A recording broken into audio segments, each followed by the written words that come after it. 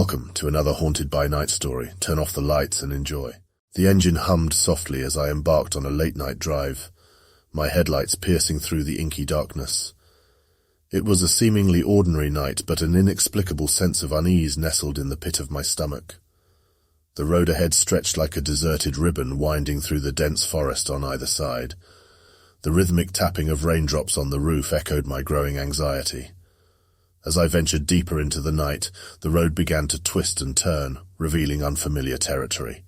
The scent of wet earth and damp foliage hung heavily in the air, and an eerie mist slithered across the asphalt like ghostly fingers. I turned up the radio, hoping to drown out the unsettling silence that enveloped the car. The trees stood sentinel-like, their gnarled branches reaching toward the road as if beckoning me to enter their ethereal domain.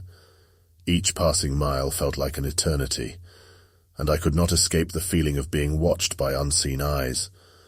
Goosebumps pricked my skin as I tried to dismiss the absurd notion. As the rain intensified, the road became treacherously slippery. My grip tightened on the steering wheel, the rhythmic swish of the windshield wipers adding to the haunting atmosphere. I pressed on, convincing myself that this was merely my imagination playing tricks. Suddenly the car's headlights flickered, casting the surroundings into momentary darkness. Panic surged through me as the headlights remained dimmed, leaving me with only the feeble glow of the dashboard lights. My heart pounded in my chest, and I struggled to maintain control of the vehicle. I frantically reached for my phone to call for help, but the signal was non-existent, as if the outside world had vanished into the abyss. Fear coiled around my throat, and I was engulfed by an unsettling silence broken only by the eerie whistling of the wind. Desperation forced me to continue driving, hoping to find a place with cell reception. My pulse quickened as the trees closed in around me, their branches now gnashing like teeth in the darkness.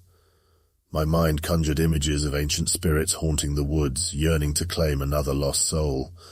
Amid the swirling fog, a faded sign appeared, reading, "Hollow Grove, 10 miles.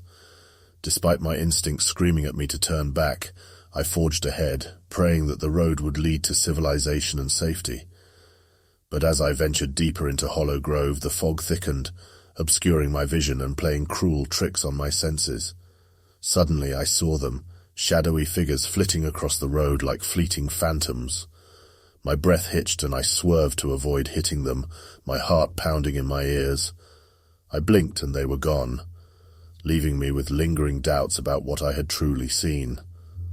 My car came to an abrupt stop, and I was left stranded in the heart of the grove.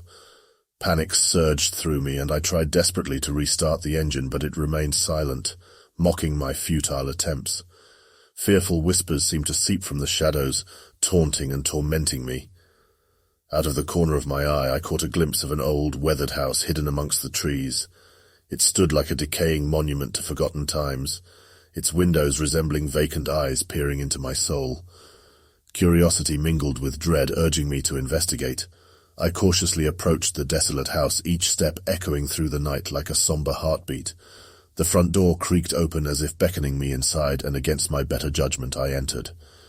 The air inside was stale and oppressive, the only sound being my own trembling breath. As I explored the abandoned rooms, a chilling presence seemed to envelop me. Whispers seemed to emanate from the walls, telling tales of sorrow and despair. My heart pounded, and I felt an inexplicable urge to flee this wretched place. But just as I turned to leave, I caught sight of an old photograph lying on the dusty floor. It depicted a family with mournful eyes, their faces etched with sorrow. Trembling, I realized the photo was dated over a century ago. Before I could contemplate further, a gust of wind slammed the front door shut, trapping me inside.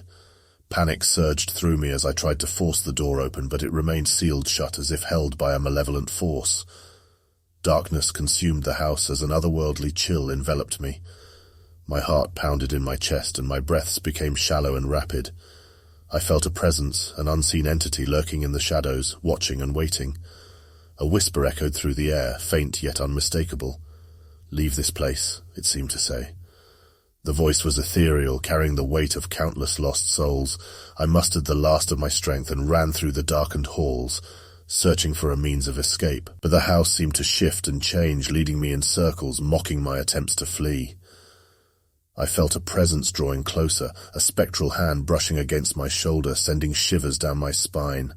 The air grew suffocating, and despair settled over me like a heavy shroud.